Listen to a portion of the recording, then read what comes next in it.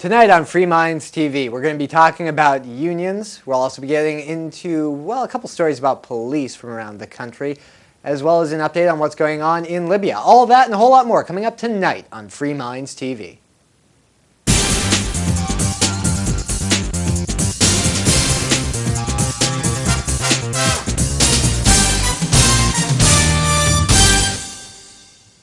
Welcome to episode 193 of Free Minds TV, where we challenge you, the viewer, to think outside the box. As always, it is Toby here with you. And Nick. Got a lot of stories to get into. As you said, Nick, we are going to be talking about some of the larger stories in the news headlines from the big media sources. At least it's what I was listening to on the way in. There's still about the unions, getting into some of that Unions are in the news a lot, and I want to talk about it. Yes, as well as the conflict, the protests going on in the Middle East, and specifically Libya, and some pilots who defected. And I know that this is, by the time people are watching this, it's kind of starting to become old news, but so hopefully we'll be kind of. I mean, Libya was huge in the news today. And it will continue. So. But I do want to say, for people who are watching this and being like, oh, this is old, well, this is a different take on it than you're probably going to be hearing in the mass media out there. So just wanted to throw that out there. So we are going to be getting into those topics in the second half of tonight's show. But first, I wanted to talk about a couple of situations. That's almost like an update. It's an ongoing pattern of stories we've been following, and that's having to do with filming police officers, police brutality, and so on and so forth. And I've got a couple of stories getting into that. The first one coming from Houston Chronicle, where the Houston Police Chief Charles McClelland went on the defensive Thursday night during a meeting with local journalists, saying that police officers have made recent traffic stops in which residents leave their vehicles and take pictures and shoot video. Encounters, he said, could endanger police officers, and that have increased following the release of the Chad Hawley beating footage. Now, I'm not familiar with that particular footage, but we have shown many videos of police beating different people. They're really starting to pop up a lot on YouTube and stuff because, well, now people have cameras. Almost everyone has a camera on their cell phone or something. Well, and that's the important thing to remember is I don't think that, I suppose it's possible, but I doubt that police beatings or police brutality, police misconduct in general are becoming more commonplace than they were 10 years ago. If anything, they might be less commonplace because the cameras being there might deter some officers who would have otherwise been inclined to beat somebody or mistreat them. But these things were going on before. They went on during the 90s. They went on during the 80s. Yep. It was just far less common for someone to catch it on film. Right. Therefore, people weren't really focusing in on it. But now that people are focusing on it, now there is video. It seems like except they're for happening. 92. I mean, the Rodney King beating kind of led to some. Right. But now there's new ones coming out all the time of police misconduct, police beatings, and stuff like that coming out all the time. And like you said, Nick, I don't think that it's on the increase at all. I think that we're simply focusing on it more because now there's this evidence with video cameras and such. It's kind of like I was listening to something that was talking about volcanoes and focusing in on volcanic activity. And it was amazing. The years that there's been less volcanic activity in the last 100 years were during World War I and World War II. And some might look at that and go, well, it looks like their world wars caused less volcanic activity, fewer volcanoes. Well, obviously, that doesn't make much sense now, does it? The fact of the matter is that people were preoccupied with the wars and therefore weren't really going out there and measuring much volcanoes. But the data, if you look back on it, says, oh, not as much volcanic activity. So it's kind of like that when you're looking at some of this police misconduct. I don't think that there's more of it. In fact, Nick, I'd be inclined with what you were saying is there's probably less because now people are armed with videos. But still, more and more footage is getting out there. And some police departments are accepting and embracing the cameras, and some of them are cracking down and saying, we want less of this. Our officers, even though they're on the job, they should not be on the record. To me, that's completely asinine. Some police departments have gone as far as arresting people and throwing them in jail. Some of them trying to prosecutors push for, 15, 20 years in some cases for simply videotaping a traffic stop. But I think the push is for acceptance because, well, it's pretty hard to fight back when everybody has a camera. And I'd point out, I mean, just to put that in perspective, because in some states, as you're saying, Toby, you can go to prison for decades simply for filming a police officer in public just at a traffic stop. Now, that's something that if it were taking place in, say, China or Pakistan, it would be a case that Amnesty International would be involved with, to say that an activist was detained by some oppressive government for, they're facing 10 or 20 years in jail simply for filming a police officer, say at a protest or something like that. That happens here in the United States. So when it comes to your freedom to film police officers, when you actually look at what's taking place out there in many U.S. states, you're probably worse off than you would be in some third world nations. Of course, some places the cops would probably just kill you. Yep. We're not quite that bad, but we're definitely not in a position where we can say there's much freedom in the United States to film police officers. Well, it depends where you are. I think it really depends where you are, because some police departments, we've reported on some recently that are allowing it completely. I mean, it goes on here in New Hampshire all the time. There have been a couple of cases people being arrested for it, but those seem to be a few years ago. And we are one of those states with a felony wiretap law that would apply, but it's not typically enforced. Well, I think it's getting to the point where it's unenforceable. I mean, you can pick off some people, but the public sentiment is on the job, on the record. I think that most people would agree that if you're in a public place, there's no expectation of privacy. I mean, the police officers film you. Shouldn't you be allowed to film them? And then it just seems kind of fishy when an officer says, I don't want this on film. Well, if there's a crime being committed, it would just be evidence that's used against the individual being arrested. So if anything, if a police officer is doing their job, and I think a lot of people and a lot of police officers recognize this, they do want more cameras there, not less. It keeps people professional, if nothing else. But there are certain police officers, police chiefs, such as the one here in Houston, who are trying to change the public sentiment, saying that it's putting police officers in danger. He says that, quote, officers are telling me that they're being provoked, said the chief. Even when they're trying to write a simple traffic ticket, people are jumping out with their cell phone cameras, scanning their badge numbers and their name tags. And I've asked them to remain calm and treat the people with respect. Well, that's good, at least, that he's telling his police officers to treat people with respect. I don't know where he's getting some of this rhetoric from, though.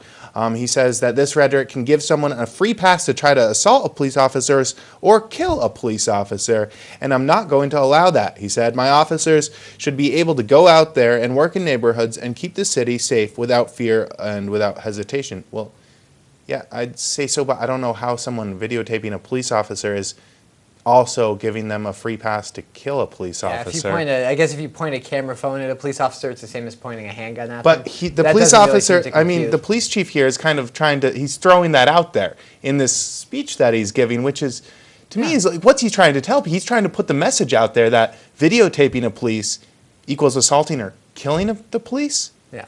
How? How do you, I missed the logic there. It's called rhetoric. It doesn't have to actually be true. But it doesn't, I feel like I missed an entire page here where you explain. Oh, the logic, yeah. See, that's the problem with rhetoric, is if your logic isn't very sound, it's not very effective. That's an example of ineffective rhetoric. But how many people who listen to this or are reading this article are going, the dumbest 20%. But they're out there, and that's my problem, Nick. Yeah. When public officials are, essentially, it seems like they're beating that drum of just, well, like you said, Nick, it's rhetoric, but it's false. I mean, it's lying. False rhetoric is. It seems dishonest and immoral. It can work on those like 20%, like I was saying, the bottom 20-25%. I'm just sorry, but very well on them. If someone's out there with a video camera, I think they're going to be less likely to assault or kill a police officer because they'd have all the evidence against them right on tape.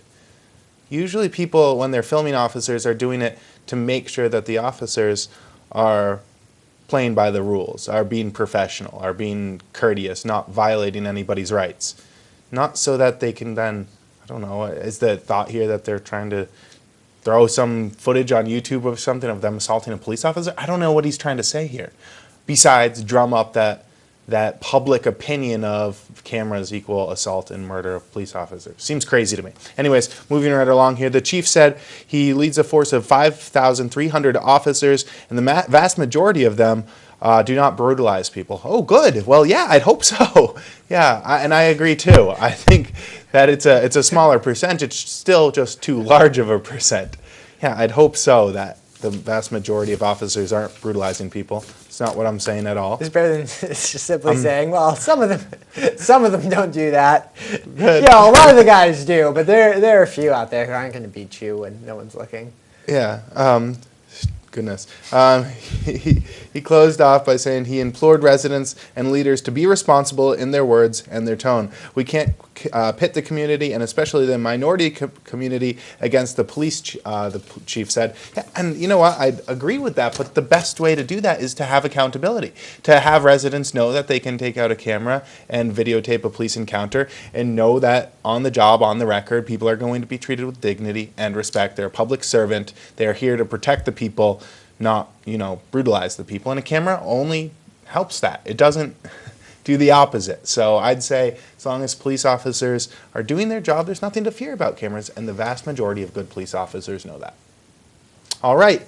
Well, one story that kind of segues right into that is about another town that's coming from the Eagle Tribune, where Lawrence, where Mayor William Leguia, or Lantigua, something like that, the mayor of this place, says he will no longer pay legal bills for police officers being sued, including the bills for those officers involved in 9 brutality cases pending in the U.S. District Court. So I guess that the mayor over there is sick of paying out millions of dollars to defend police officers who brutalize people. This would suggest that they have a bit of a problem with police brutality. If you're having enough cases to justify making a statement about whether or not you're going to pay for legal defense. Or, Nick, it could mean that the same thing has been going on for a long time, and now people have cameras and stuff that can actually bring it to trial. Right, but they still had a real problem, whether it was documented or not. Fair enough, yes. It seems a safe bet. I mean, I can't weigh in on any of these particular cases or what any of these officers did or didn't do. But it would seem to me that in the aggregate, if you're having this many allegations, it's highly probable that some of them are true, or at least partly true. So it seems like, as a whole, you have a force that might have a problem with brutality. The mayor says that over the past 3 years, the city has spent $1.2 million to defend officers in civil cases. Instead, Leguia, or I think it's Lantigua. Oh, this guy. Instead, this guy says, I even wrote it down phonetically. This guy says that he will hold the police union's contract, which says the city only has to pay $5,000 retainer for a patrolman and $7,500 for a superior officer. Lantigua says the officers have 2 options when they are being sued: to use one of the 3 city attorneys, so I guess he will pay for the city attorneys, or have their unions pay for their own defense. So if they want to hire an outside attorney's office, which I guess they probably want to do because you pay more for a lawyer, you're going to get more for a lawyer. Well, maybe. Typically, that's how Typically it works. It is. Typically, the better lawyers are going to cost or you at more. least a team of lawyers. That's what, if you're hiring an legal outside defense team. Yes, exactly, rather than just one dude or female dudette. From day one, this should never have been allowed. We cannot continue to do business as usual, said the mayor. But Lantigua has hired his own outside counsel to defend the city against the complaint filed by the Patrolmen's Union with the State Division of Labor Relations. The 10-count complaint alleges that the mayor's decision to cut legal payments is, quote, designed to punish the union and its members for exercising their collective bargaining rights. But it sounds to me, at least from this article, that he's not violating the union contract. He's just trying to pull it back in and follow the letter. To the letter, the union contract. Ah, yes. Well, this is where unions kind of run off the rails, especially when you've got public sector unions. And I guess that leads us into the story out of, Wisconsin. I guess there are protests taking place in Ohio and some other, Illinois, I think, as we speak today, Wednesday. There's some talk that there might be other union protests in other states. But largely, the reason that unions are in the news so much is that really protests kicked off in Wisconsin after that state decided, that governor and I think the legislature decided to entertain the notion of making Wisconsin a right-to-work state. My understanding of how right-to-work is that if you join a workplace which is unionized, you have a choice as to whether or not you join the union. You're not forced to. It's not a card check state. So it seems to me that every state in the U.S. should be a right-to-work state. I can't see being forced to join a union just because the people that were at that workplace before you were union. And most people, Toby, we were talking about this before the show. I mean, most people are probably going to choose to join the union in a right-to-work state if they have a partially unionized workforce. most workers are going to want to be part of the union. Not all of them are. Sure, you've got to be pretty principled not to, but I mean, people have their own. Some people have bad experiences with unions and might want to avoid them. Some people might be really principled and not want to. So, well, yeah. See, I've got I do it. I mean, usually they defend you in cases, or I get you more money. Money, right? I mean, it's hard to say no. Right. See, I don't have a huge problem. The way that unions are run, I mean, there are a lot of problems there. I don't have a huge problem with people, in the private sector, wanting to collectively bargain for better wages, working conditions, or benefits. I really don't. I mean, I think the employer really has the right to say no or to fire whoever they want. It's their business. Sure. But I also think that employees, if you've got 10 employees and they all want to bargain together for a pay raise, they do have more leverage, and I don't see anything wrong with a group of people getting together and deciding to negotiate collectively over working conditions. Where I do have a problem with unions, Toby, is when they're public sector. Well, because we just talked about a story out of Houston sure. where we're talking about how police are supposed to be there to serve the public. They're public servants. I think this union would be doing the same thing if it was in a private sector, and I think that it's almost unfair with the situation that we have to say that we shouldn't have public sector unions because the government has a monopoly on a lot of industries, such as most fire departments, schools are mostly a monopoly. Yeah, you can get a job in a public school, but for the most part, if you want to be a teacher or anything in the education field, most of the jobs are in the public sector, police officers. I mean, the list goes on. Over 50% of the jobs out there, Nick, have some form of government involvement or that's true. A lot of those are private sector jobs that the work is sure. So I mean, you're talking about a lot of gray area, and I think it's unfair to say that people can't unionize because they're public servants because the government has a monopoly. I certainly don't think you should be able to unionize with the right to strike if you're a public servant. Do you think that the fire department should be able to go on strike? And then the chief can fire them all, and he can hire new ones. Sure, I don't really care. I don't for a second believe that, and then he can fire them all. That critical public service workers should be able to strike. I think that they should, so that you can fire them all. If they don't like it, the door's always open. Nobody makes them work for the city or the state. Yeah, but there's a state monopoly on and the problem, industry. Yeah, well, whether there's a state monopoly or not, the problem is that when you have a union, it's whether you want it to be or not, you necessarily have an adversarial relationship between the union, between the labor force that's unionized, and the owners. There's just two different vested interests there. Mm-hmm. Well, the owners of this state monopoly are the citizenry. So what you're saying is that public sector workers should be able to organize to get more money out of us, the taxpayers? Because that's ultimately what it boils down to. And if the taxpayers say no, you fire them and hire people that will work for less. Yeah, see, I think it puts the taxpayer at a real disadvantage when you have unions always put the customer. Unions always put the customer at the disadvantage, Nick. That's what unions do by nature. That's what they're there for. Well, they're there to get better conditions for the workers and better pay. Which always is a disadvantage for the customer. That's arguable, but when is it a better thing? I mean, okay, maybe you're making the employees happier, so they might put a smile on their faces. Right. Well, there's that, and the customer doesn't. I mean, there's some truth in the idea that if there are higher labor costs, the costs are going to be passed on to customers. I think there's a lot of truth in that. At least in the private sector, there's a lot of profit built in there.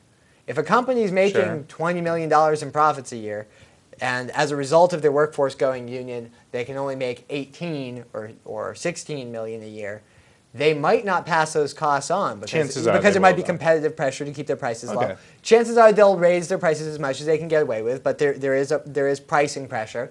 So a lot of times you're just talking about whether millionaires make, 18 or 20 million a year, and whether these middle class workers. There's a reason that Chinese products from China cost way less. It's not just a question of unionization. But if Chinese workers were union, they'd be making $3 a day instead of $2. Which would drive prices way up. A tiny bit. Quite a bit. A lot of there's a host of other factors. It's not just the absolutely, force. Nick. But my point is, Nick, that unions typically, on average, are never a good thing for the customer. They're always a good thing for the worker. And so that's where I don't see that much difference between a public sector and a private sector. The company or the government involved should have the right to fire them all and try to get new employees who don't want to get involved with the union. But if they want to bargain collectively and say, I'm not going to work unless you pay me more money or fire me, but the difference one or the other, the that's difference okay between with me. public sector and private sector is if I don't like the service being provided, if unionization does have an effect on pricing or the service provided at a particular company, I can always go to another company in the private sector. When we're dealing with the public sector, we're dealing with the body politic that supposedly I'm part owner of. It's not just that I'm a customer of the state of New Hampshire. I have no choice. I'm forced to pay in to support it as a taxpayer, or if we're dealing with the federal government, as a taxpayer. Every year when you pay your federal income tax, you're paying the wages of these unionized federal workers. You are their employer. It's funny that you say that, Nick, because I don't think things are quite as black and white as you're making them out to be, though.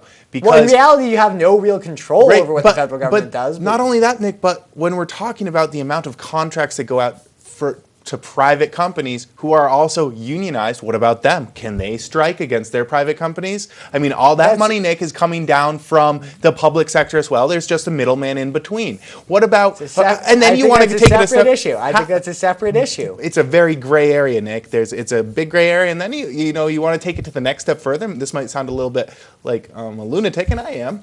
But what about stockholders? Most people own stocks, a variety, a diverse. I think in the United States, a large. Maybe through their 401k, they probably don't know what they own. But yes, but most people it's do usually own, diversified through a wide range of companies who are they part owners of, kind of like ownership in the government of, right. who are affected by these union costs. So when you're talking about corporations, and governments, Nick, are corporations, there's a very blurry line here that is not as black and white as public sector, private sector. It's a blurry, tons of gray out there. Well, if you own stock in a company, then I guess you can go to the board meeting and bring up labor issues. Sure. Well, yeah, and if you're in a government... If I don't own stock in a company, I don't think I have there's much not say much in difference. whether they let their labor force Short of the not. monopoly on force, there's the corporation, a government is a corporation. The city of Keene, where we're broadcasting from, well, that's a corporation. That's a big difference. They do have a monopoly on force, yes, and that's a huge issue there, but you Right. have I'm about as forced much to pay control for it. as an individual stockholder as you do an Yeah, individual but at least when I'm a citizen. stockholder, I have a choice about which companies I buy into and which I don't. Sure, and You just pointed it out. And someone would argue, Nick, I'm forced to own stock and in people would the state of New argue Hampshire. that you could So I have decide a where say. you live, too. You could decide which government People you could want to go argue live that, under. I suppose. But the point is, it's not as black and white as public sector, private sector, especially when you're No, talking about I think it third-party is. To me, I think it is. That we don't have public in New Hampshire. We don't. The states, in many ways, is in line with what I'm saying. At least in the state of New Hampshire, so we don't have formal teachers unions or police unions or firefighters. We have associations. They're affiliated with national and international unions, but they don't have the same powers that a union would have in terms of striking and things like that. I just think that. And I think that's absolutely the proper thing to do. These people are public servants. If they want to make money, go work in the private sector. Why would you work in the public sector if you care that much about money? Well, maybe because the government has a monopoly on your industry, and that's what you want to do with your life? There's still private fire protection that you can get into. Oh, It's yeah. very limited. There's And it's also very small governments you can go move to, right? there's Yeah. private schools, there's all of that. So, But if you want to be in a certain industry, you're pretty much are stuck with a monopoly, Nick. Pretty much. yeah. So that's why that's why I think that it's not as black and white. Well, hey, I'm not saying that public sector workers shouldn't at least be able to collectively bargain. They're going to. I think do they it. should I be allowed can't to blame- just as much as a private sector. Oh, absolutely not. All Not right. with the right to Well, strike. so one of the first disagreements we've had, but hey, finally, we do have to move on, Nick. We'd love to hear your opinions. I'm guessing most of our viewers are going to be siding with you because yours is more the principled libertarian side, I think, than my view. But I guess. I don't know. chances are most of our viewers will just hate us for both. Well, our I mean, I guess you opinions. could. We're having an argument about what the proper way to unionize, whether the public sector should be unionized or not. I'd like to see a much smaller public sector. Oh to yeah, begin with. absolutely. But Most this of is those given jobs with aren't what we necessary- have. Most of those public sector jobs should be handled by the private Right. sector. Before you finish writing that little angry YouTube comment or the Yeah. email you're sending us, remember this: we're talking about how things currently are, not how we would like them to be. Right. All right, moving right along, Nick. Talk about the Middle East and protests. I guess Speaking- it's the whole people- it's Arab North Africa. The whole people unionizing against their government, is that the equivalent of a protest? This is not a union. If it's a corporation that they're fighting against, it's just one with a monopoly on force. I guess I need the definition. No, the of the union. SEIU is paying you a fee. 2 Libyan Air Force fighter pilots on Monday defected and flew their jets to Malta, where they told authorities they had been ordered to bomb protesters. 2 civilian helicopters from Libya also landed unexpectedly in Malta. Maltese government authorities said that the 2 pilots, both colonels, took off from a base near Tripoli, and that one of them has even requested political asylum. Probably a good move, since we still don't know whether Gaddafi is going to be ousted or not. As at the time we're reporting this, I was looking on the BBC, and the reporting's been pretty much the same all day. There hasn't been too much breaking reporting that I've seen. The death toll is estimated at anywhere between 300 and 1,000. It's really hard to tell as far as how many people have been killed. Gaddafi's hold doesn't seem to be all that strong. He controls most of the capital. He doesn't control most of the rest of the country, at least as reports are coming now. It sounds like most police and military personnel have defected to the side of the protesters. Maltese government authorities, let's see, I already read that. The 2 pilots who landed in Malta are currently being questioned by Maltese police. And they said they decided to fly to Malta after being ordered to bomb anti-government protesters in Libya's second largest city of Benghazi. So they refused the order to bomb protesters. Good for them. They're heroes, if you ask me. Yeah, but we had the discussion, again, before the camera started rolling, about if there was a situation like this in the United States, and hopefully we don't see anything like this too soon. Well, not unless the people get off their sorry butts. But we won't see that. No, we won't see an Egypt-style thing till we're much, much poorer. I think it's a question of poverty, not so much of principles or anything like that. When most of you out there watching us can't afford to eat, you won't be thinking about TV anymore. When you're having trouble eating, that's when you might go out and protest, because you don't have a whole lot left to lose. But there's the question of whether U.S. Air Force pilots would have actually refused the order to bomb. And I can't say that I would say with any confidence that they would. I'd like to think that the military would, because it's been a question, right? If there ever is instability in the U.S. and the military is ordered to crack down, would they do it? Yeah, and it's all about the... What's your take, Toby? Well, it makes me think of the Milgram experiments. No, what do you think would happen? I think that, unfortunately, most of them would press the button and drop the bombs. I think that they've been so conditioned to brutally just follow authority without questioning. Yeah.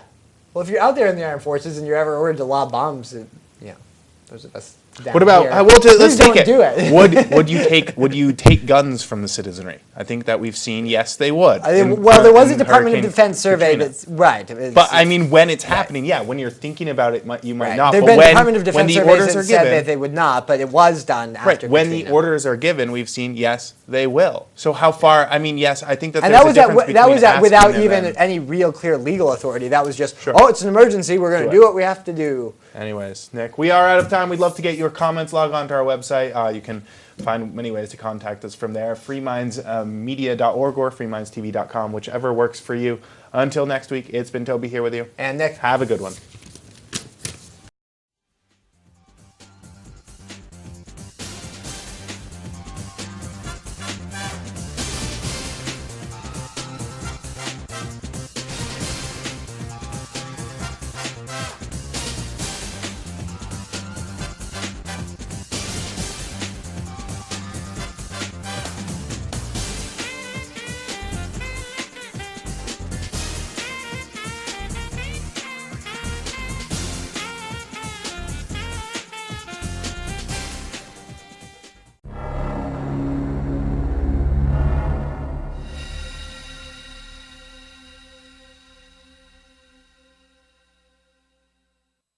I should be in Keene, New Hampshire with the Free Staters.